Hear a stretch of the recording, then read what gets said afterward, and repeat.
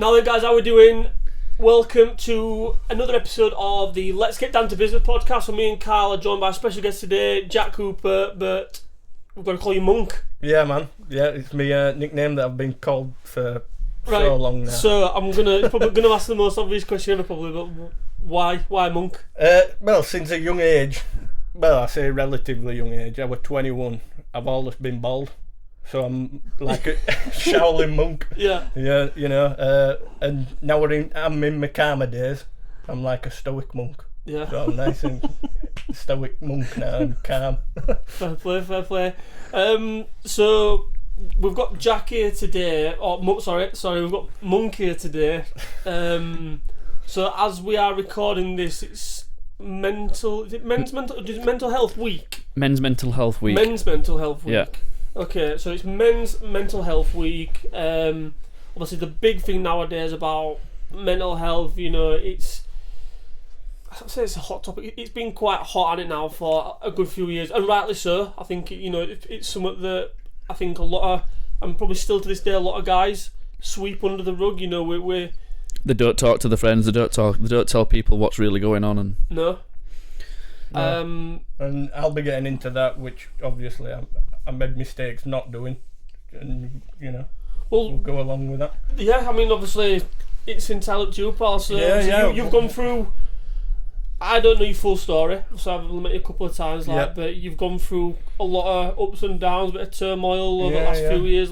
So tell us. We're gonna get into you are into jiu-jitsu now. Do you want to start from before and why you got into jiu-jitsu? Yeah, and, obviously give the audience a bit of context about your background. Yeah, 100%. So I'd say roughly now, Carl will be better with dates now because I am shocking with dates. Although saying that on another podcast, you're terrible with dates as well, aren't you? yeah, I'm just. I do know it's the 1st of the 8th that my life changed. Around about 4 years ago, would you say, Carl? Now? I wouldn't have said it that long ago. I would have said maybe 3. Maybe 2. 3 years ago now. If you think about it, you were banned from driving for 18 months. Yeah. So can I just say, you guys are cousins. Oh yeah. So obviously, we're talking, and you two are talking I'm like, these guys are cousins. Sorry, go on. Yeah. So you were banned from driving for 18 months. You've been driving now for probably about 2 months. So call it 2 years. Yeah. So about 3 years ago. Yeah. So about 3 years ago, some crazy shit happened. So what had happened was I were on medication for mental health issues, sertraline, and for the longest time I was just hiding shit with these tablets. Yeah. Cause at the time, it was like in the space of a year. 3 years ago, it was the worst year of my life, 100% worst year of my life. Not to get massively into it, because it is I want it to be uplifting and not deep and morbid, but let's. Yeah. Because to remember now, guys, that at the end of this story, there is a happy ending, which is the main thing, which is, what I'll get into. But so 3 years ago. Not to get into great detail, like I said, I had 2 family members pass away, fucked over by a couple of mates, and then I was expecting a child at the same time, which we'd lost, which it all happens, but when it all all that happened in a short space of time. It were within, I dare say, about 9 months of everything happening. It's a fucking lot of shit. Yeah. I mean, a stronger men could have probably gotten through it, but we're not all strong men, and we have his own strengths in different fields, don't we? You know what I mean? Yeah, exactly that. And obviously, at that point, I'd crashed, which is totally understandable. Everyone's got that tipping point. At the end of it was just like someone had said something to me, and it were at that point, it was straw that broke camel's back. Well, I always relate stuff like that. Me, just simplify stuff as much as you can. It's like you've got a glass of water, and it could be right on the brink, and someone could say the absolute minutest thing to you at that one time, and it could just add that little drop of water in that just tips you over the edge. Yeah. And you could have maybe dealt with all the really hard stuff that's filled your glass up. That one little thing can just tip you over, and it's mad, isn't it? Well, my tipping over point at that point was like, right, I have got 3 weeks to live. That's me done now. So what I'd done was started drinking even heavier than I already was, taking drugs heavier than I already was. Just before then, Jack, I'm just gonna obviously, like we say, we're cousins. Yeah. So we're not. So you were always the person in the pub or wherever that was egging everybody else on. Yeah. You were the clown. Oh yeah. You know, the party animal, the idiot, which was great because everybody loves Daft Monk, Daft Jack, or whatever you want to call it. You know, everybody loves him because he's just stupid. He'll do daft stuff all the time. But obviously that were masking. Yeah, That were masking. Yeah, and it were for years and years, obviously, at that time. Even when I was in pub and being this, funny dickhead, I were already on medication, which were meant to be helping me out. But when you're drinking and taking medication at the same time, you just fucking yourself up. You know what I mean? So that's what had happened to me. And then obviously we got into that period of time, and then I said, right, I've got 3 weeks to live now. I'm just gonna fucking obliterate myself. What were the 3 weeks about? So, well, I don't know what it was. That is a weird thing, innit? It's like planning to kill yourself in 3 weeks' time. It's like, what the fuck, who does that? That's weird. I'm laughing like I do, but no, it's stupid, innit? It is daft. But your mind tells you all sorts of crazy things, and obviously you will have normalised that and rationalised it and thought this makes sense. I think what it was closure to say goodbye to everyone at that time in my life. I were seeing a couple of friends and like literally, distancing myself as well, just sort of like saying bye to everyone, which was stupid. But I didn't even last that 3 weeks. It was literally 1 week where I'd drunk, lost my licence from drink driving 4 times over the limit, which is fucking stupid. And I look back now and I'm disgusted with myself with it. Yeah. And then obviously after that, I lost the licence. That was the tipping point as well. And then at that point, I attempted to take my life twice in, I'd say, the space of 3 days, 4 days. To which then I ended up going to the Priestley unit, which is a psychiatric hospital in Dewsbury. And I was there for about 2 months on it. Yeah, something like that. And you were a shadow of yourself. You were transparent. Yeah. You were just invisible, just vague. You were just nothing there. Just not in room. I mean, me and your brother came to see you quite a few times, and we were just like, this guy's not even here. He's just not here. But at the same time, it were weird. You were a weird place. It were weird to see you like ghost, that. A ghost in a shell and stuff like that.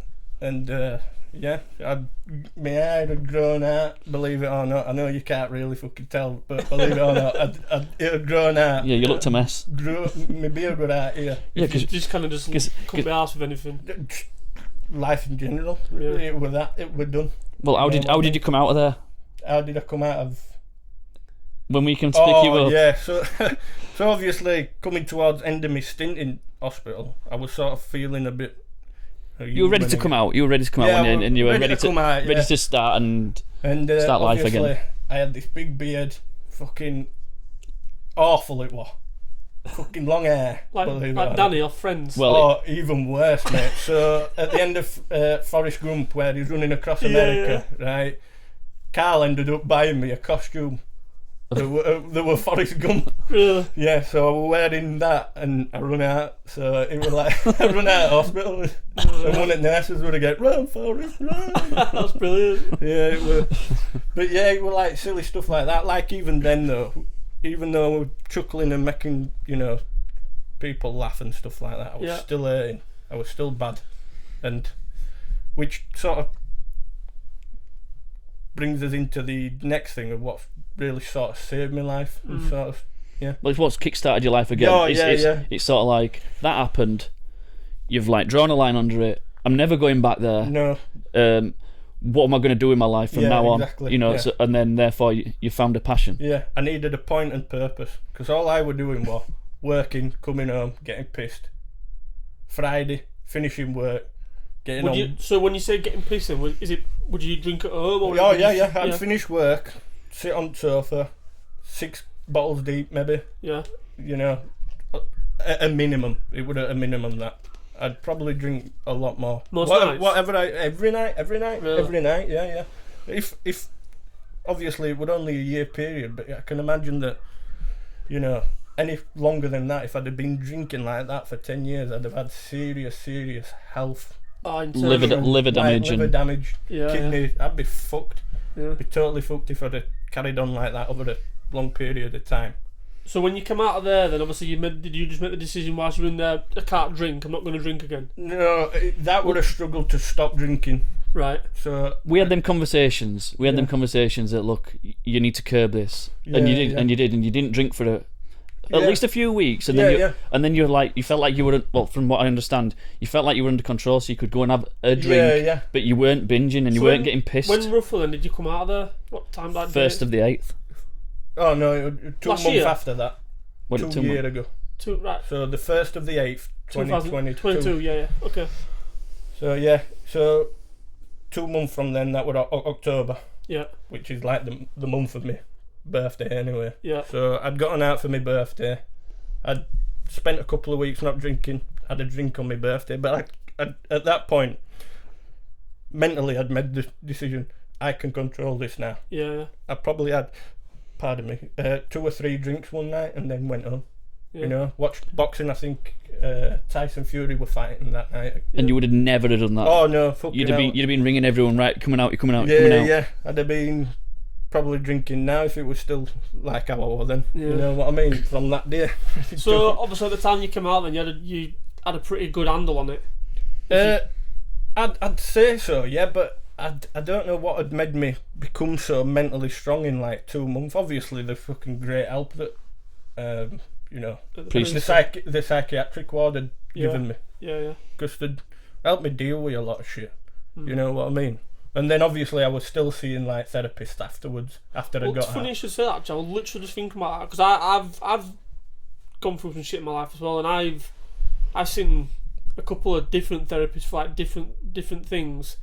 And the one that I used to see in terms of like trying to help me just with what I think my struggles were from my past, they just seem to have like just one thing for dealing with everything, and they always say, don't they, like you might have 3 or 4 therapists before you find the right one. Yeah. And I don't think I ever found the right one for helping me. Like I said, with certain stuff. Sometimes though, there's like therapy is not for everyone. 100% not for everyone, and it wasn't for me towards the end. I was like, this is just right. I'm getting out of here because all you're doing is repeating yourself. Towards the end, you know, obviously it helped me deal with it a little bit, but I found therapy and catharsism. Is that the right word? Catharsism? Don't know, mate. Right. We're not at that level. I've forgotten what I was saying there. I found solace in like talking to my friends at that point then as well. And then, obviously, what we'll be getting into, which is, something that is like my greatest passion in life. It's Brazilian Jiu-Jitsu. Yeah.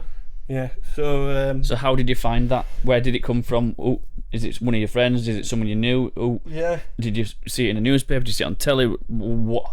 So where did this come from? Because I've never known you do anything like this. No. I've only ever done rugby and stuff like that all way through my life. Yeah. And then what had happened was, obviously I came out in October, the Priestley unit. Yeah. But at that year's Christmas, my cousin who's from Canada, she came over with her husband and we're very close. Even though there's like thousands of miles separating us, they came over. And he's actually a previous MMA fighter in China. Right. And used to teach people over in China Brazilian Jiu-Jitsu and Thai boxing. And so what had happened was, he sort of said, I want you to get into this. Give it a good try now. And literally do... Sorry to cut you off there, but what are you pushing you as a more to keep you away from drink or anything? Or to give you a discipline. Yeah, you mean like he knew what I was going through as well. Right, okay. You know, and I don't even call him my cousin's husband. I call him my cousin as well because family. You know what I mean? So my cousin, who were training people in China, he'd come over from Canada to see us one Christmas, and it was just saying, "Jack, you need to just please give this a go." You know. And just prove, you know, it's going to help you out so much. Yeah. You know, and then I was like, I'll try anything at this point, whatever. I just want to keep out of pubs, and I suppose a hobby like that is going to keep me out of the pubs. It's going to keep me in a gym. So, like, I think it took me up until January when I got the courage to actually try and join a gym for it. Yeah. Joined the gym, and I am now 16 months later down the line. Still at it, smashing it, and loving it, and it's literally, well, you can tell now, rather than just taking it from my point of view for jiu-jitsu, because I'm going to be biased. 2 years ago, when you saw me 2 years ago to now, different person. It's black and white. It's chalk and cheese. Yeah, it's mental, really. So you don't drink it all now?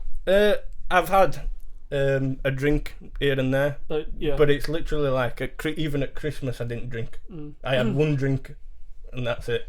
Like, I'll get invited out to something, so how long so jiu-jitsu guys, we all went out for a beer about 2 weeks ago.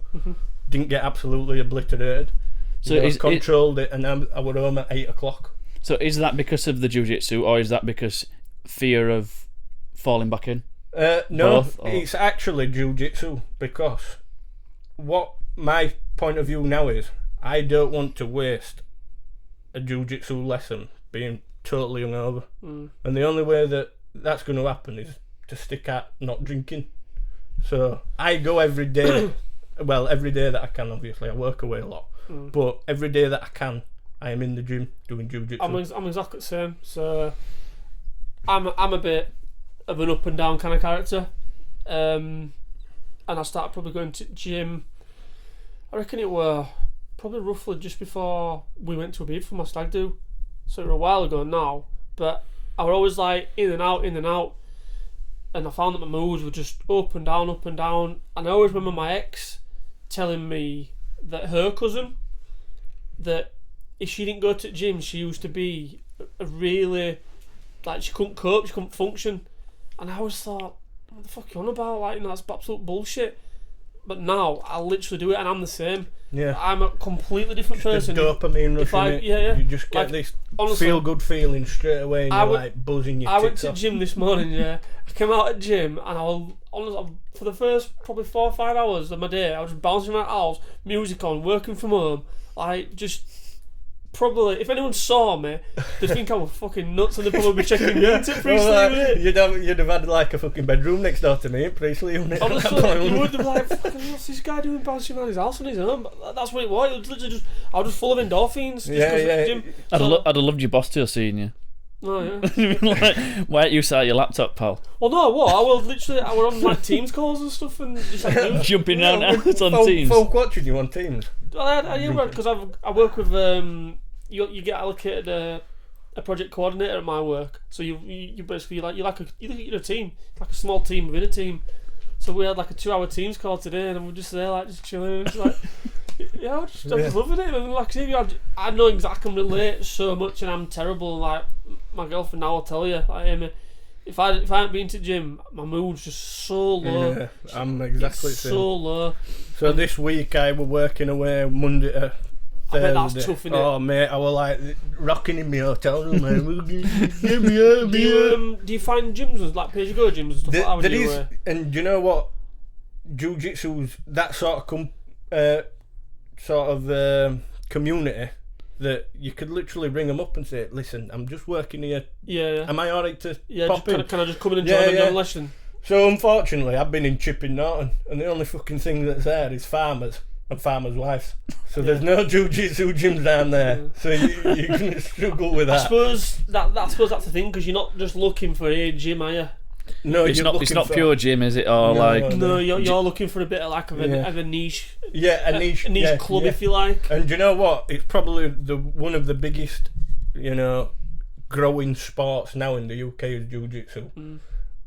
And is that largely down to the UFC and stuff like that? Oh, it's down to UFC. Obviously, you've got your big Joe Rogan that's going to be, promoting it massively, and Jacko Wilkes. They went to UFC. Oh, mate, massively. It's fucking McGregor's pulled out today, hasn't he? Oh, yeah. It was going to happen. So was Gamzat Chimaev, but has he? Yeah, for the fight night in Riyadh. I didn't know that. I'm looking forward to that as well. But you're lost here, aren't you? That 303 fight, now the card is even better than it was. What, with Chandler? No, Chandler's off of it now. Is it? Yeah, it's Pereira and Perovsky. Yuri Perov. That fella with fucking ponytail. I don't know. Is this that Nurmagomedov's protege? No, that's Islam who fought. He fought last week or week before against Poirier, 2 weeks didn't he? ago, against Poirier. Fucking awesome fight. Awesome fight. Oh, blood and guts everywhere. Just to be a fly on wall in there, just to get covered in the blood and guts. That's exactly why I don't like it. I'd be passing out from squeamish, me. I used to be like that, but I do like it now. And I love boxing, but when I see UFC now, I'm like, oh, this is fantastic. And then I'll watch boxing again. I'm like, I am so spoilt by fucking UFC because boxing's shit now. I'd have gone to the one in Manchester, but it's like on at 4 or 5 in the morning, isn't it? Just because at US times. Yeah. So the key, you won't know this. So they've got a UK card in Manchester. And it's stacked, in it? Stacked card as well, and it's a great card. 2 British champions. Is that Aspinall? Tom Aspinall. Well, he's an interim champion, but whatever. He's the champion at the Leon Edwards. And Leon Edwards. Yeah, I've heard of them too. Yeah, so and Paddy the Baddy's on it. He's not even main event in Paddy. I know Paddy the Baddy, but he's not right good, is he? He is. He's good value. Yeah, but he's not the. He talks a good game, doesn't he? I don't think he's all that. From what I've seen, I like him, but he's unbeaten still in UFC. Yeah, but who's he fought? Even I know the bits about him because he's all over bloody. Listen, I'm shouting out Paddy. He's my. Don't get me wrong. Brother. I like him because he chats. But he's a fucking dick, innit? He's not fought like anyone that's put a massive. Bobby Green will be. Bobby Green, who is up against, will. But yeah, this card you're on about. This card. Yeah. It's basically starting at like 5 in the morning just to cater for the US audience. It's like, how many times is there a pay-per-view on in America? And we have to wait up till fucking 5, 6 in the morning. Like, why don't Americans cater for us ever? But the thing is, as well, the time difference over in America would have been just like their tea time. So it'd be like 5 or 6 o'clock. They could have a beer. They could have the tea and then fuck off to the pub and watch it. But, yeah. Yeah, that's a bit shit, innit? But yeah. And they've got cricket on as well now at the minute, haven't they? So yeah, they have. I've not been able to catch up with that at the time being. I didn't think you'd been to cricket. Oh, I love cricket. Yeah, I love cricket. I love all sports. I love darts. I just don't get darts. Oh, I'm all into darts at the minute. Oh, we're diverting here, aren't we? Yeah, we are. We're diverting. But like F1 as well, that is not a sport. You're driving around. Love it. I like it, but I wouldn't consider it a sport. I've fallen out of it. Yeah, I have as well. It's boring. I used to like it. Best race Canadian won last week. Pissing it down. The rain came before. I think it was there for about maybe 7-8 laps, something like that, and then it dried up, and then I think a little bit came towards the end, and there was a safety car. There were all sorts going on. It was great. Yeah, fuck it off. I'm not interested. Anyway, back to jiu-jitsu. So we were just on about before. Don't worry, just took it behind that little thing there. No. There you go. Different types of jiu-jitsu. There is, yeah. So it originally started in Japan. Yeah. Because I know nothing about it. So yeah, it's a combat sport that I think in Japan it started off as like some striking as well as grappling.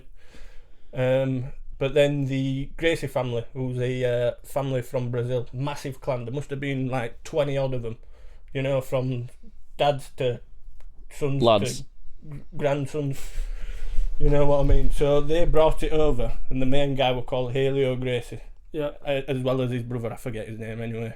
They altered the jiu-jitsu that was in Japan to become what they called at the time Gracie Jiu-Jitsu, which has sort of evolved into Brazilian Jiu-Jitsu. So, and it's more of a grappling. I was just going to say that. So, what actually is jiu-jitsu? In a nutshell, what are the sort of rules? In a nutshell, what can you do? What can't you do? There's no striking, so there's no punching, kicking, or anything like that. It's purely ground grappling, and it's sort of like throws.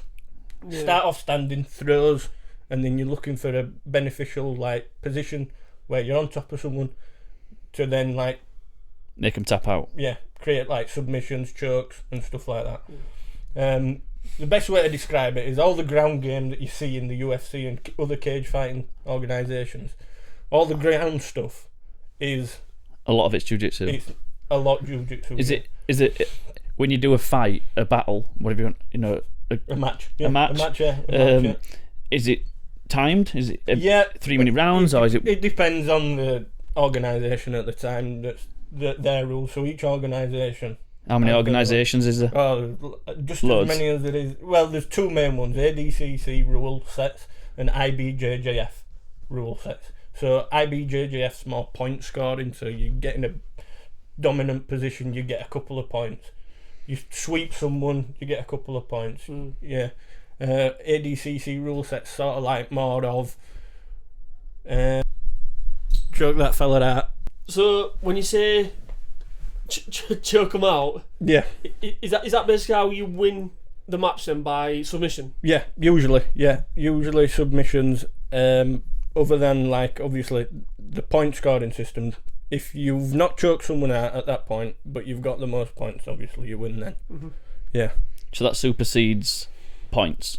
The submissions and choking, yeah. So if you might be winning 20 points, but if you've made a mistake and then they've choked you out, then you've still lost. Yeah. So am I right in thinking then you're going into teaching this as well? Currently, I'm an assistant coach, one of 3 assistant coaches at a school in Murfield, IMA Murfield. Shout out. Yeah, that middle one there. Whereabouts? Yeah, well, I'll shout out too then. So I train currently at 2 gyms: Combat Base Dewsbury, which is at Sweatbox, and then in Murfield, IMA Murfield, and then obviously I help assist coach the kids in IMA. Right. So yeah. So you can find it all on Instagram. So yeah. Anyone who's thinking about getting into it, you've got, is it Combat Base in Dewsbury and IMA. And IMA in Murfield. Murfield. If anybody wants any more details, just send us a text and we'll pass them on to. Yeah, drop us a comment and we can do it. 100%. Cool. Yeah. So you're assistant coaching now then? Yeah. How did you kind of like conjure it into coaching? Like how did that come about? Like. So I was on my way to a competition. I was competing at the time, and on the way there, my coach, so the head coach, who's the head coach of the kids as well, says, "Do you fancy helping out?" And I said, 100%. And it's always, as soon as I started jiu-jitsu, it's always been something that I've wanted to do. Immediately, even though I didn't know how to do it, 1 month into it, I was like, I've got to find a way to make this my priority. Because even teaching kids jiu-jitsu was like, it's like just as rewarding as actually doing it yourself. Yeah, it improves my jiu-jitsu because I'm like, flowing with the kids, and I'm like, they should be doing this, and then I remember that then for the next time that I'm competing or rolling with and sparring. Did you actually compete then? I've competed a couple of times, yeah. One lost. What's the record? It's not good, mate. I'll be honest. So we had this interclub competition, right? And I beat this fella with 2 minutes and 2.5 minutes left, and I was like, sick, I'm dog's bollocks. I'm going to sign up for as many jiu-jitsu competitions as I can. Yeah. My next competition, lost by a triangle choke within 30 seconds of the round starting. I was like, okay. And then quite recently, I about 2-3 weeks ago. About 3 weeks ago. I was sparring, competing, really good round. And then with a guy you fought before and trained with, innit? Yeah, I've trained with, so I felt comfortable. But he's a good jiu-jitsu practitioner. But his legs are like a second set of arms, man. So as soon as I were like on him, his legs were around me, and I'm like, what the? Getting twisted up like a pretzel. I was mad, but I managed to escape a lot of them positions, and it was just like really nice and flowy. I imagine a lot of stuff is about keeping you cool. Oh man! If someone's got you in a certain, because when I'm watching UFC, I'm like, you're exhausting a lot of energy. I'm thinking like you must just have to work so hard at keeping your composure when someone's like they're on your back or something, trying to choke you out, trying to snap your arms, and then you're just like fucking hell, like right, just think, how do I get out of this? It's 90% of the battle is it? In your head, and that's why it's perfect for people with, depression, mental health issues, because the only thing that matters at that time is what is going on the mat. So someone gets you in a triangle, you've got to get out of that, otherwise you're passing out. And what else are you going to think about whilst you're fighting another man or woman? Mm-hmm. Yeah, well, you've got to escape that. It's a bit like escaping your mental demons. Yeah, of course it is. So, I'm sure you can probably relate to both. Yeah. If I can escape this chokehold, and I can do that successfully, then I can escape this. I've got some good tools in my locker to be able to escape these mental demons. Yeah, of course, yeah. And it's like, obviously I stopped seeing therapy, but my therapy now is just sitting on a mat, smelling other people's body sweat whilst we, and it's just cathartic for me. It's just, I'm sure I'm not using that word correctly. Keep using it, it's fine. It's like a release. I'm just like, I'm happy. I'm happy on the mat. People find it in like meditation and stuff like that. That's like that. So that's your safe space. Yeah. It's like my meditative space is getting arm barred, I'm like getting twisted my arm up my back and everything, and I'm like, I fucking love this. I'm like coming out and I'm like, oh yeah. Yeah, baby. I love this shit. Yeah, and I do, started 2 years ago, I'd have probably gone, I'll be a drunk for the rest of my life. Yeah. Totally different. So has they got the same sort of? I mean, I think I know this answer, but you have the belts, the coloured belts and stuff like that. Correct. Like you would, like what everybody seems to know with karate and stuff like that. Yeah. So, firstly, what level are you at, and how many levels are there? So, it's kind of complicated, but not. With karate, what they'll do is they'll give you a belt, so and so, and each time you want grading for that, they'll charge you for the grading. So you've got to take a test in effect. Yeah, basically, yeah, and then you've got to pay for that. Whereas with jiu-jitsu, so far with all the gyms that I've been to, there's none of that. One day you'll just get promoted and they'll be like, yeah, congratulations. Is that from when like your coaches have been watching you thinking, right, he's now at that standard? Yeah, so the problem is with some places is that it'll be attendance wise, and them sort of gyms are what you're wanting to avoid, attendance wise. Here, give him a... He's been here 7 days this week. So not actually on technical. Yeah. Right, whereas, a good local gym like IMA and combat based, they're perfect with it because they base it all on your skill level. Which is how it should be done. Absolutely. I could have got them. Do you know what I mean? I could be punctual as hell, go every day for 2 weeks, and I could end up being the highest level, black belt, whatever it is. But technically, I'm absolutely dog shit. Yeah. Whereas correct. you might be able to go once a week, and be better than me. Yeah, I'm on YouTube all the time, just nailing. Techniques down. Is that what you do? I do that still now. Yeah, of course I do. Yeah, oh god, studying it as well. Oh yeah. I have proper fallen harder for jiu-jitsu than I have ever any woman. I've just wound up a few X's now. That's me getting egged. They're X's for a reason. Yeah, that's me getting egged or run over. So what level are you? So what levels are? How many levels? Yeah, so as it goes it goes white, which is pretty much any. As soon as you walk through the door, you get a white belt. Anyone walks in the fruit door, you're getting a white belt, and at that point you are already 99% better than. You are already better than 99% of the people in the world, because 99% of people's not even got enough at couch to try and do it. Yeah. So getting that is always. I believe. Well, I'm only blue belt myself, so I'm the next level up. But the white belt is like one of the hardest belts to get, because you have got to make a conscious decision. Find that courage to actually walk through them doors, Get through the door. So currently, I'm at blue, which is the next one up. So it goes white, blue, purple, brown, black, and then if you've been doing it for like years and years and years, and you're a professor at it in years and years, at black belt, then you get a coral belt, which is like rocking horse shit. Rare. So what do you need to do then? Is it purple you said after you? Yeah, what do you need to do now then to get to purple? So much. Does it go on so many fights? No. So many wins or? Not really. No, it's totally skill level. You could be a black belt and never competed. Right. You know. And who grades you? The person at your gym, or does someone have to come out like an independent? Like an examiner sort of thing? My gym coach. Is he so? Yeah. So I find that a bit strange though, because you could just be really pally and be like, "Come on, mate, when are you going to give me this next belt?" And just keep constantly at his ear, and I'm sure it'll happen. Yeah, but I'll be honest with you, jiu-jitsu coaches are sticklers for not giving belts out. They don't want to give them if they're not worthy. Yeah.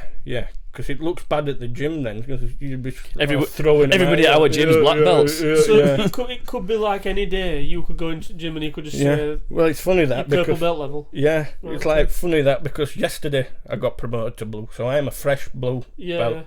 So I was just rolling with a fella, got him into a helicopter armbar. I won't go too far into it, bloody blah. I got him into a move anyway. Yeah. And I ended in an armbar. My coach was like, wicked.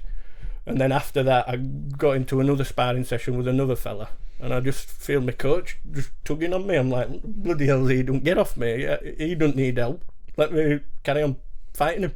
Yeah. And then he's like, he's trying to take your white belt off you. Yeah, he's trying to take my white belt off me. And he's like failing, and he goes, do you know what? Do it yourself. Take that off. Put this one on. And I went, no, fuck you, man. Buzzing. But mate, 16, I'm not joking when I say this, it is 16 months of hard work. If I'd put this amount of effort into my schoolwork, I'd have been a brain surgeon. It's one of them things, isn't it? It's just like, if only you knew now back then, you could relate that to anything, but honestly, I've got to say before I wrap it up, I think that's been one of my favourite podcasts. It's very interesting. Yeah. Well, I can. Well, I won't go into like that. In terms of like some of the turmoil stuff, I can relate a little bit, like the therapy stuff, and then just I say like the discipline in terms of going to the gym and things like that. Like there's a lot that you kind of gone through that I can relate to. So for me, I think that's probably you've been definitely one of my favourite pods. That are really interesting and hopeful as well. I mean, do you know what I mean? We don't have tons and tons of watchers or listeners, but do you know what I mean? Even if we can affect one person. Yeah, absolutely. Well, that's the main thing. Before we do go, what I would say is, like, obviously, I am, you know, people on the outside of jiu-jitsu will probably be looking in and saying, oh, bloody hell, he's been doing that for 16 months. He must know a lot. But I've been doing it for, like, a jiu-jitsu person's going to look at me and go, oh, he's a newbie still. But the benefits from me explaining it compared to someone like a black belt explaining it to the people is that I'm more at their level now. More relatable. They can relate to me, and I can, relate to them. Because you wouldn't walk into a classroom. There's a 5-year-old won't walk into a classroom and expect to understand what a professor's. But the thing is, as well, there's nothing better than like a story. I always compare that to music. There's not worse than listening to like music that's repetitive, but if it's something you can relate to, it catches your ear a lot more, and I think similar sort of thing. The thing I've taken from it is, it seems to me like, it's the bit that's getting off the sofa to go in to these gyms. That is the hardest bit. Like you said, the white belt's not just the bottom level, it's the hardest belt to get. It's when you get there, I think a lot of people think, and I presume I definitely would think this, but I know it's not true, but I think it as a, as soon as you walk from the doors, everyone's gonna be like, "Oh, newbies here." Yeah, just turn the red light. Yeah, like everybody's watching you, and there's a stigma there. Oh, newbies here. I'll be honest with you, the jiu-jitsu community You'll always get a knobhead. You'll get that at football. You'll get that one person that you're playing with who's a knobhead. But 9 times out of 10, you are going to be welcomed with open arms. Yeah. Then slammed to the ground and armbarred. Yeah. But they're going to do it in a nice way. Yeah. You know, it's not a scary thing. Yeah. And if I've, you know, today made someone want to come and try jiu-jitsu, come to one of your classes.